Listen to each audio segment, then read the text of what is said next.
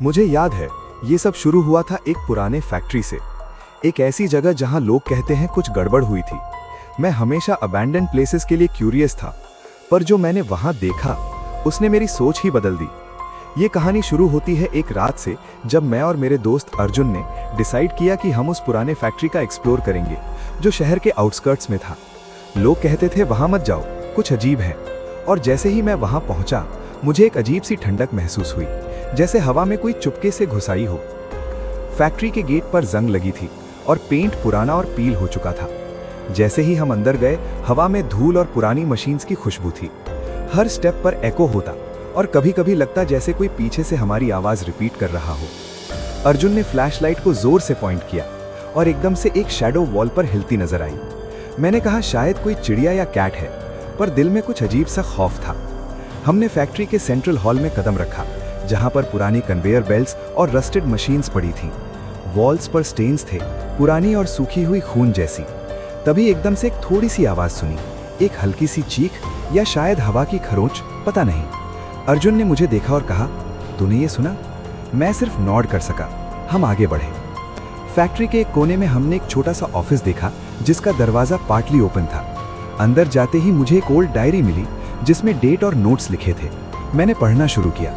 Notes में लिखा था कि 1 साल पहले फैक्ट्री ओनर ने अपने एक वर्कर को मारा था, पर पुलिस को पता न चले इसलिए बॉडी को यहीं छुपा दिया। मैंने डायरी को और क्लोजली देखा और नोटिस किया कि लास्ट पेज पर एक लाइन बार बार लिखी गई थी, मैं वापस आऊंगा। जैसे ही हम ये लाइन पढ़े, एक ठंडी हवा का झटका आया और लाइट्स फ्लिकर करने लगी। अर्जुन ने फ्लैशलाइट को जोर से हिलाया, पर शैडो एकदम से ऑफिस के दूसरे साइड में डिसअपियर हो गई। तभी मुझे लगा कोई पीछे से मुझे चुपके से ऑब्जर्व कर रहा है।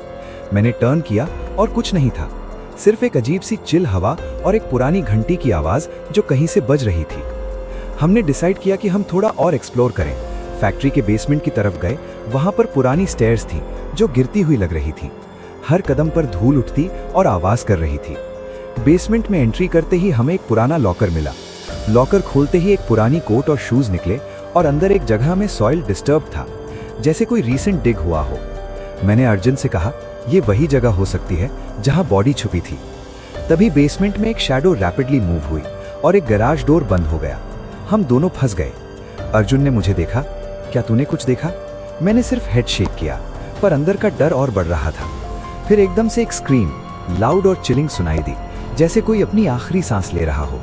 हमने फ्लैशलाइट को हर तरफ पॉइंट किया, पर कुछ दिखा नहीं। बेसमेंट के कॉर्नर में मुझे कुछ लिखा नजर आया वॉल पर, पुराने ब्लड के स्टेन्स के साथ, तुम भी जाओगे। मैंने पल्स फील किया और मेरे हाथ ठंड से कांप रहे थे। अर्जुन ने कहा, चलो बाहर निकलते हैं। हम ऊपर जाने की कोशिश कर रहे थे, पर स्टेयर्स जैसे लंबी हो गई थीं और हर कदम पर एको बढ़ रहा था, जैसे कोई हमारे फुटस्टेप्स कॉपी कर रहा हो। जब हम फाइनली ऊपर आए, मैंने देखा कि सेंट्रल हॉल में एक फिगर खड़ा था, एक आदमी का शैडो, पुरानी टॉर्न शर्ट में, जिसका फेस ब्लर्ड और आईज ब्लैक थी। मैं हिल नहीं पा रहा था। अर्जुन ने चीख मारी, पर उसकी आवाज भी डिसअपियर हो गई, जैसे हवा में घुल गई हो। फिगर स्लोली हमारी तरफ बढ़ रहा था और हर कदम पर ठंडी हवा का झटका। मैंने अपनी फ्लैशलाइट उस पर पॉइंट किया, पर फिगर वैनिश हो गया, सिर्फ एक एकोइंग लाफ्टर बचा। हमने डिसाइड किया कि बेसमेंट वापस जाकर एविडेंस ढूंढेंगे, ताकि पुलिस को सब बता सकें। पर जैसे ही हम बेसमेंट के स्टेयर्स पर आए, अर्जुन का हाथ मेरे हाथ से स्लिप हो गया और वो गिरते गिरते रुक गया। लेकिन जैसे ही हम नीचे देखा, वहां कोई नहीं था, बस एक पुरानी कोट फ्लोर पर पड़ी थी और एक फुटस्टेप जो अभी भी डस्ट में था, जैसे अभी अभी वहां से गुजरा हो।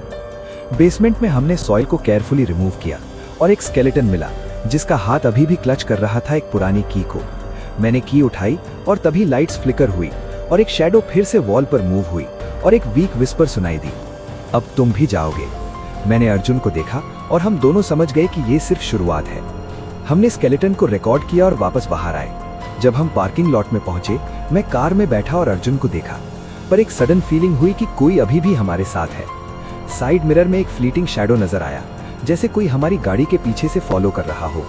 मैंने इंजन स्टार्ट किया और वहां से भाग गए, पर डिम लाइट में मुझे लगा कि शैडो ने हमारी आंखों से डायरेक्टली कांटेक्ट किया और एक प्रॉमिस की तरह लग रहा था, मैं वापस आऊंगा। जब मैं ये कहानी सुना रहा हूँ, मेरे हाथ अभी भी कांप रहे हैं और हर रात जब मैं अपने कमरे की लाइट्स बंद करता हूँ, एक फेंट विस्पर सुनाई देता है, जैसे पुराने फैक्ट्री का घोस्ट अभी भी मुझसे कनेक्ट कर रहा है। शायद हम सेफ हैं, शायद नहीं, क्योंकि कुछ मिस्ट्रीज ऐसी होती हैं जो सिर्फ समय के साथ और गहरी हो जाती है। अगर आपको ये कहानी पसंद आई तो सब्सक्राइब और बेल आइकन दबाना ना भूलें और ध्यान रहे, कभी भी पुरानी अबैंडन जगह पर अकेले मत जाएं।